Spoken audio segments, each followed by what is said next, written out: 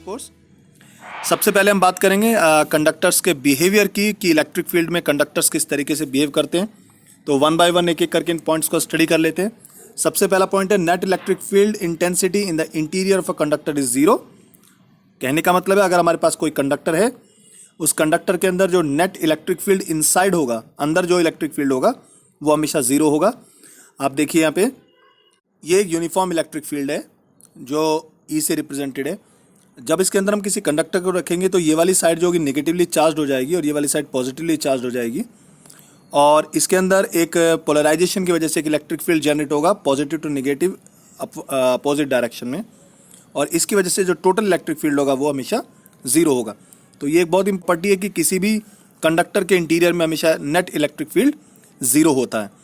दूसरा जो पॉइंट है वो ये है कि अगर electric field just outside the charged conductor is perpendicular to the surface of conductor, means किसी भी कंडक्टिंग बॉडी की सरफेस पर जो चार्ज होगा उसकी वजह से जो इलेक्ट्रिक फील्ड जनरेट होगा वो हमेशा परपेंडिकुलर होगा। ऐसा क्यों होता है इसको ज़रा मैं एक्सप्लेन करने की कोशिश करता हूँ। आप एज्यूम कीजिए कि माना इलेक्ट्रिक फील्ड जो है वो एक एंगल बनाने लगा और वो सरफेस के साथ एंगल बनाता है थीटा, ठीक है। तो इस इलेक्ट्रिक फील्ड के दो कंपोनेंट रिजॉल्व कर लेते हैं। एक कंपोनेंट होगा ये एन कैप जो मैंने रिप्रेजेंट किया जो सरफेस के परपेंडिकुलर होगा, और एक कंपोनेंट होगा along the tangent that is E cos theta. तो इलेक्ट्रिक फील्ड का ये कंपोनेंट हो जाएगा ई साइन थीटा और ये कंपोनेंट हो जाएगा ई कॉस थीटा। अब जो ई कॉस थीटा होगा वो क्या प्रोवाइड करेगा, वो इस पे चार्ज को सरफेस पे मूवमेंट देगा। मीन्स अगर चार्ज सरफेस पर मूवमेंट करेगा तो वो उसको एक्सेलरेट कर रहा है। एक्सेलरेट करने से इसकी सरफेस पे एक सरफेस करंट जनरेट हो जाएगा जो कि इलेक्ट्रोस्टैटिक के अंदर कभी भी ऑब्जर्व नहीं होता। तो अगर हमारे पास इलेक्ट्रिक फील्ड नॉर्मल ना होके एक एंगल बनाने लगा तो इसका मतलब उसमें सरफेस करंट जनरेट होगा जो इलेक्ट्रोस्टैटिक्स के कंसेप्ट के बियॉन्ड हो जाएगा। तो इसीलिए टेंजेंशियल कंपोनेंट कभी भी इलेक्ट्रिक फील्ड का नहीं आएगा। उसके लिए क्या होना जरूरी है कि जो इलेक्ट्रिक फील्ड होगा आउटसाइड वो हमेशा सरफेस के परपेंडिकुलर होगा, ठीक है। चलिए तीसरी जो इंपॉर्टेंट प्रॉपर्टी है वो ये है कि net charge in the interior of a conductor is zero, charges are temporarily separated, the total charge of the system is zero. Means आपके पास ये कंडक्टर है, इस कंडक्टर में आपने इंडक्शन के थ्रू चार्ज प्रोड्यूस करने की कोशिश करी। एक सरफेस निगेटिवली चार्ज हो जाएगी, एक सरफेस पॉजिटिवली चार्ज हो जाएगी। अब अगर मैं गॉसेस थ्योरम को स्टडी करता हूं तो phi E net flux is equals to E dot D S और that is equals to Q upon epsilon naught. तो अगर हमारे पास यहाँ पर टोटल जो फ्लक्स है वो जीरो है, जो टोटल फ्लक्स जो आ रहा है और जो निकल रहा है वो टोटल जीरो है, तो मैं कह सकता हूँ कि जो नेट चार्ज होगा इंटीरियर में वो हमेशा जीरो होगा, ठीक है। जो चार्ज इंड्यूस हुआ वो टेम्परेरीली इंड्यूस होगा और वो सेपरेटेड रहेगा, और क्योंकि वो टेम्परेली जनरेट हुआ है तो आप ये देखिए यहाँ पे जितना निगेटिव चार्ज एक सरफेस पर जनरेट हुआ उतना ही पॉजिटिव चार्ज दूसरी सरफेस पर जनरेट होगा। वो इसलिए क्योंकि कंजर्वेशन ऑफ चार्ज को फॉलो करना है और नेट चार्ज सिस्टम का अभी भी जीरो रहेगा, ठीक है। चौथी प्रॉपर्टी देखते हैं कि अगर हमारे पास कोई चार्ज कंडक्टिंग बॉडी है उसके अंदर कोई भी नेट चार्ज एग्जिस्ट नहीं कर सकता, और अगर हमने कोई चार्ज देने की कोशिश भी करी तो वो चार्ज सीधा उसकी सरफेस पे आ जाएगा। इस चीज़ को हम कैसे वेरीफाई कर सकते हैं, मान लीजिए ये हमारे पास एक कंडक्टिंग बॉडी है, इसको आपने एक चार्ज दिया Q, वो इसकी सरफेस पर डिस्ट्रीब्यूट होगा, ठीक है। हम एज्यूम करते हैं कि इसके अंदर एक गॉसियन सरफेस एज्यूम कर लीजिए। अब क्योंकि अंदर इलेक्ट्रिक फील्ड जीरो है तो इस गॉसेस थ्योरम के अकॉर्डिंग अगर इलेक्ट्रिक फील्ड जीरो है तो नेट चार्ज कितना होगा, जीरो। तो आप ऐसे कह सकते हैं कि अगर चार्ज जीरो है तभी इलेक्ट्रिक फील्ड जीरो है, या इलेक्ट्रिक फील्ड जीरो है तभी चार्ज जीरो है। तो जो भी चार्ज हम देंगे एक्सटर्नली वो चार्ज सिर्फ और सिर्फ सरफेस पर जाएगा, कंडक्टर के अंदर नहीं जाएगा। तो ये ध्यान रखिए। नेक्स्ट प्रॉपर्टी कि electric potential is a constant through out the volume of conductor, electric field is not constant. किसी कंडक्टर के अंदर इलेक्ट्रिक फील्ड जीरो होता है लेकिन इलेक्ट्रिक पोटेंशियल कांस्टेंट रहेगा पूरे वॉल्यूम में। आपने एक चार्ज दिया, वो उसकी सरफेस पर डिस्ट्रीब्यूट हुआ, यूनिफॉर्मली हो सकता है, नॉन यूनिफॉर्मली हो सकता है, उसकी वजह से अंदर इलेक्ट्रिक फील्ड जीरो है लेकिन इलेक्ट्रिक पोटेंशियल हर पॉइंट पर कांस्टेंट रहेगा, ठीक है। वो किस कंडीशन के लिए फॉलो हो रहा है? बिकॉज हमने अभी प्रूव किया था पोटेंशियल ग्रेडियंट को dv is equal to minus E dot D R. तो वहाँ पे अगर मैं इसको समझने की कोशिश करता हूँ तो मैं कह सकता हूँ कि किसी भी कंडक्टर के अंदर पोटेंशियल जो होता है कांस्टेंट होता है और यूनिफॉर्म होता है पूरे सरफेस के लिए, वॉल्यूम के लिए। ठीक है, ये प्रॉपर्टी अभी हम स्टडी करके आए हैं कि सरफेस चार्ज डिस्ट्रीब्यूशन जो होता है वो हमेशा इस कंडीशन को फॉलो करता है, sigma is proportional to 1/r। जहाँ पर रेडियस ऑफ कर्वेचर ज़्यादा होगा वहाँ पर सरफेस चार्ज डेंसिटी कम होगी, और जहाँ पर रेडियस ऑफ कर्वेचर कम होगा वहाँ सरफेस ऑफ चार्ज डेंसिटी ज़्यादा होगी। शार्प पॉइंट्स पर सरफेस चार्ज डेंसिटी मैक्सिमम होगी और फ्लैट सरफेसेस की तरफ सरफेस चार्ज डेंसिटी मिनिमम होगी। तो किसी भी कंडक्टर की शेप डिसाइड करेगी कि उसके ऊपर चार्ज का डिस्ट्रीब्यूशन किस तरीके से। ये कुछ प्रॉपर्टीज थी। अब हम बात करते हैं कैविटी की। कैविटी क्या है? सबसे पहले कैविटी को आप ये मान के चलिए कि एक तरह का होल है किसी मेटल के अंदर, किसी कंडक्टर के अंदर हमने एक होल क्रिएट कर दिया, वो एक कैविटी है। आप ऐसे एज्यूम कर सकते हैं कि जैसे आपकी कार है, उस कार को आप एक कंडक्टर एज्यूम कीजिए और उसके अंदर आप बैठे हो, तो वो अंदर का जो हिस्सा है वो एक तरह की कैविटी क्रिएट हो गई। और अगर आप उसके अंदर बैठे हो तो आप ये मान के चलिए कि आपने एक चार्ज उस कैविटी के अंदर रख दिया। तो ऐसा ही एक मैंने केस जनरेट किया है कि ये एक कंडक्टिंग बॉडी है, उसको मैंने एक चार्ज दिया, वो चार्ज उसकी सरफेस पे है। अब मैं एज्यूम करता हूँ कि मैं इसको चार्ज नहीं देता, ये एक कंडक्टिंग बॉडी है, इनिशियली अनचार्ज्ड बॉडी है, इसके अंदर एक कैविटी क्रिएट कर दी, ये दिख रही है आपको। अब मैंने इस कैविटी के अंदर एक चार्ज रख दिया कि तो क्या होगा, जब भी मैं कैविटी के अंदर चार्ज रखूंगा तो क्या होगा, इस प्लस क्यू चार्ज की वजह से कैविटी की जो इंटरनल सरफेस होगी उस पर निगेटिव चार्ज इंड्यूस हो जाएगा, ऑपोजिट चार्ज इंड्यूस हो जाएगा। अगर पॉजिटिव चार्ज रखा है तो निगेटिव, निगेटिव रखा है तो पॉजिटिव चार्ज इंड्यूस हो जाएगा। ठीक है, अब ये जो निगेटिव चार्ज होगा ये आउटर सरफेस पर equal and opposite charge generate कर देगा, क्योंकि इसकी वजह से अगर निगेटिव चार्ज जनरेट हुआ तो इतना ही पॉजिटिव चार्ज आउटर सरफेस पर आ जाएगा।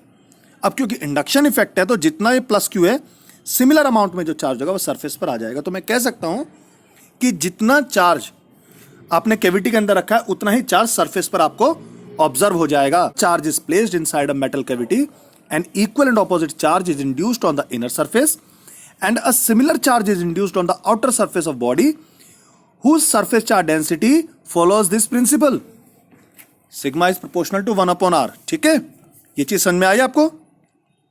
एक और चीज देखते हैं इसमें। ये कैविटी की एक बहुत अच्छी प्रॉब्लम है कि देखिए दो सिचुएशन दे रखी है। पहले केस में आप देखिए कि ये आपके पास एक बॉडी है, इसके अंदर एक कैविटी है, कैविटी में आपने एक चार्ज प्लस क्यू रखा हुआ है, तो उसकी वजह से सरफेस चार्ज डेंसिटी जनरेट हो गई। अब अगर मैं इस चार्ज को यहां से उठा के थोड़ा राइट साइड में रख देता हूं इस तरीके से, तो क्या हुआ, आप देख रहे हैं अंदर की तरफ जो चार्ज डिस्ट्रीब्यूशन है वो बदल गया, लेकिन सरफेस, आउटर सरफेस की जो चार्ज डेंसिटी सिर्फ इंटीरियर को चेंज करेगा, आउटर को चेंज नहीं करेगा। Due to movement of charge inside the body, charge distribution on outer surface does not change. It's a very important property, बहुत ही इंपॉर्टेंट प्रॉपर्टी है, ध्यान रखिएगा।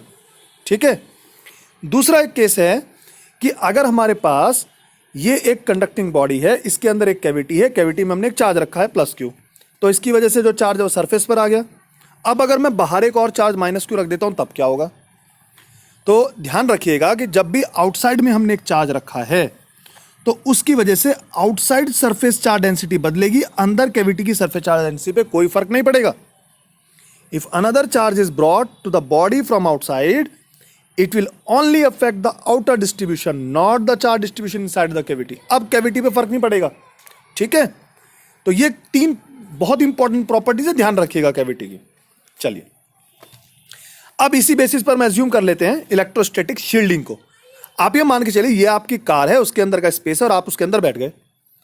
अब एक चीज देखिए, आपने बाहर से जितना भी चार्ज दिया वो सिर्फ आउटर सरफेस को अफेक्ट कर रहा है, इनर को सरफेस को इफेक्ट तो नहीं कर रहा है।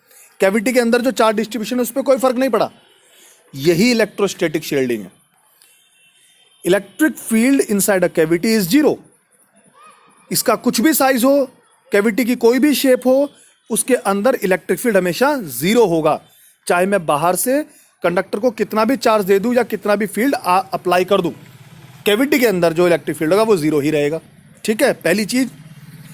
अगर हमारे पास कंडक्टर को हम चार्ज करते हैं या चार्ज इंड्यूस करते हैं न्यूट्रल कंडक्टर पर किसी एक्सटर्नल फील्ड के थ्रू, तो जितना भी चार्ज होगा वो सिर्फ उसकी सरफेस पर आएगा, कैविटी के अंदर हमारे पास कोई भी इफेक्ट जनरेट नहीं होगा। So whenever there is a charge and field configuration outside, any cavity in the conductor remain shielded from the outside electric influence. बाहर से कोई इफेक्ट ही नहीं पड़ेगा उस पर।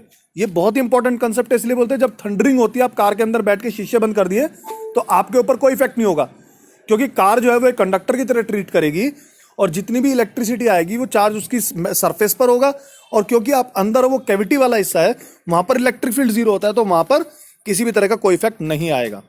तो कुछ एग्जांपल्स देखते हैं इसके बेसिस पे। देखिए इलेक्ट्रोस्टैटिक शील्डिंग का मैंने ये एनसीईआरटी से एक डायग्राम लिया है और इसमें देखो कितने अच्छे से समझाया है। ये हमारे पास एक कंडक्टिंग बॉडी है, ये इसके अंदर एक कैविटी है, कैविटी के अंदर इलेक्ट्रिक फील्ड जीरो है।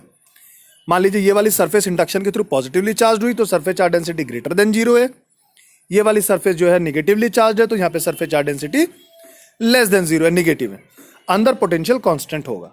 तो इस तरीके से कैविटी जनरेट होती है। ये शील्डिंग का इफेक्ट है, electric field zero, potential constant. Okay, चलिए अब कुछ एग्जांपल्स देखते हैं इलेक्ट्रोस्टैटिक शील्डिंग का एडवांटेज क्या है। जनरली ये क्वेश्चन एग्जाम में आते हैं, खास तौर पे जो बच्चे बोर्ड में प्रिपरेशन कर रहे हैं उनके लिए एक शॉर्ट क्वेश्चन बन जाता है ये कि ordinary rubber is an insulator. जो नॉर्मल रबर होती है वो एक इंसुलेटर होती है, but special rubber tyre of aircraft are made slightly conducting. तो एयरक्राफ्ट के जो टायर होते हैं उनमें थोड़ा सा कंडक्टिंग बिहेवियर क्यों डाला जाता है? या फिर जो व्हीकल्स होते हैं जिनमें इनफ्लेमेबल मटेरियल्स होता है, जैसे कि कैरोसिन या डीजल या पेट्रोल के व्हीकल होते हैं, उनमें एक मेटेलिक रोप होती है, उसको छोड़ दिया जाता है जो ग्राउंड को टच करते हुए चलती है मोशन में। क्यों? इसके पीछे रीजन ये है कि जब वो चलेंगे तो फ्रिक्शन की वजह से चार्ज कंडक्ट होगा और वो जो चार्ज होगा, जो जनरेट होगा, वो सारा जो है ग्राउंड में चला जाएगा। और अगर ऐसा नहीं हुआ तो बहुत सारा चार्ज सरफेस पर जनरेट हो जाएगा जो उसके अंदर स्पार्किंग प्रोड्यूस कर सकता है, जिसकी वजह से फायर हो सकता है। तो कंडक्टिंग में बिहेवियर देने से जो चाहे ग्राउंडिंग इफेक्ट जनरेट हो गया। In order to enable them to conduct charges, as too much of static electric may risk in spark and result in fire. ऐसे ही एक और एग्जांपल देखते हैं कि आपने देखा होगा हाई टेंशन वायर के ऊपर, हाई पावर लाइन के ऊपर अगर कोई बर्ड बैठी है, उसको कुछ नहीं होता और आपको बोला जाए आप टच कर दो, तो आपको पता आपके साथ क्या होने वाला है। ऐसा क्यों? भाई देखिए, बहुत छोटा सा एग्जाम्पल है, चार्ज को फ्लो होने के लिए पोटेंशियल डिफरेंस चाहिए। जब बर्ड ऊपर बैठी है तो उसमें सिर्फ पोटेंशियल है, क्योंकि उसका दूसरा डिफरेंस जो है ग्राउंड, वो उसको मिल नहीं रहा। लेकिन अगर मैं उसको टच करूंगा तो मेरी बॉडी कंडक्टिंग है और वो ग्राउंड के साथ कनेक्टेड है, तो उसको एक पोटेंशियल डिफरेंस मिल गया, क्योंकि ग्राउंड का अपना एक पोटेंशियल डिफरेंस जो हम मान के चलते हैं, ठीक है, ऊपर जो वायर है उसका अपना एक पोटेंशियल, तो उसकी वजह से ग्राउंडिंग हुई, एक पोटेंशियल डिफरेंस जनरेट हुआ, चार्ज को फ्लो होने के लिए पाथ मिल गया, इस वजह से हमें एक शॉक लगता है। तो ये कुछ एग्जाम्पल्स हैं इलेक्ट्रोस्टैटिक शील्डिंग के। अब हम जो नेक्स्ट लेसन होगा उसके अंदर इन्हीं इफेक्ट के बेसिस पर प्लेट्स पर किस तरीके से चार्ज जनरेट होता है, कि एक सरफेस कैसे बिहेव करेगी, दूसरी सरफेस कैसे बिहेव करेगी, और यहीं से कैपेसिटर्स का कंसेप्ट जनरेट हो जाएगा। तो आप ध्यान से पढ़िएगा, क्योंकि अब आने वाले चैप्टर्स बहुत इंपॉर्टेंट होने वाले हैं।